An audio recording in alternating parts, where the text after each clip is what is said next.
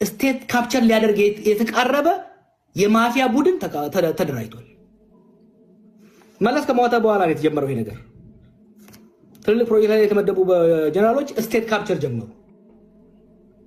በአብይ ጊዜ ተባብሶ ከፍተኛ የሆነ መንግስታዊ ዘረፋም የመንግስት ስልጣን ተታኮ የሚደረግ ዘረፋ ከመንግስት ባለስልጣን ጋርም ፓርትነር የሆነ ሰፊ የዘራፊ ቡድን ተመስርቷል። በነገራችን ላይ ይሄ አብይን የሚበላው ይሄ ነው። ከኛ ጋር ነው። እኛን ተቃዋሚን እሱ ሲፈራ ይሄ ነው የሚበላው።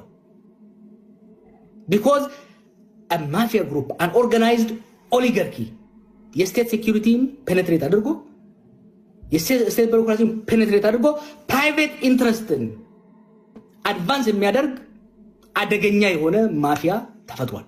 ይሄንን ባለፈው ወራት ኤክስፖዝ አድርገው የነበረው ነገር ነው። የብልጽግና የፖለቲካ መድረክ አልዘጋም።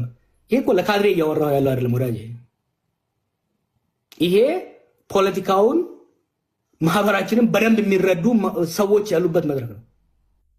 ማንም ብልጽግና አያምንህም። አሁን አንተ ለምትለው ነገር የፖለቲካ መድረኩ ከ2020 በኋላ ጥርቅም ነው ያለው።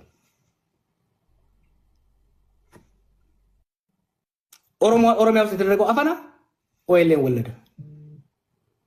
አማራ ክልል ውስጥ ሊጫወት የፈለገው ቁማር ፋኖን ወለደ። ከህወሓት ጋር የፖለቲካ ልዩነትን በፖለቲካ መድረክ ከመፍታት ይልቅ አውራ ፓርቲን ወደ አውራ ግለሰብ መሪ ለማድረግ የተደረገው ሁኔታ ችግሮችን እየፈጠረ ሄደ ማለት ነው። የብሔር ተኮር ሃይማኖት ተኮር ግጭቶች እኔ እንደፈራሁት እንደውም አልሆኑም። ካለን የውስጥ ተጋላጭነትና የውጪ ትሬት አንሳር በኢትዮጵያ ህዝብ ላይ ያለኝ እምነትና ተስፋ እንዲጠነክር ነው ያደረገው።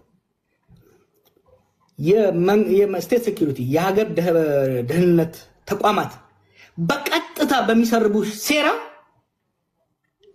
ይሄ ሁሉ ጉዳት ደርሷል። ሆኖም ግን ህዝባችን አሁን ደግሞ አልቻሉትም ጭራሽ። አንድ ኤግዛምፕል ልስጣችሁ። ልክ ይሄ ከፕሪቶሪያ በኋላ የፋኖ ኃይሎች መንቀሳቀስ ሲጀምሩ ከፍተኛ ስጋታችን በኦሮሞና አማራ መካከል የጎንዮሽ የህዝብ ለህዝብ ጦርነት እንዳይቀሰቀስ ነበር። አማራም ኦሮሞም ስማቸውን ማልጠራ መንግስት ውስጥ ያሉ ከመንግስቱ ያሉ ልሂቃን በፍጥነት ተሰባስበን የነበረን ነገር ይሄ ነበር እና ከኦሮሚያ ውስጥ የተወሰኑ ሽማግሌዎችን ጠርተን ስናነጋግር ማንም አይሰማውም ነው የተባለው። ምን ሆነ?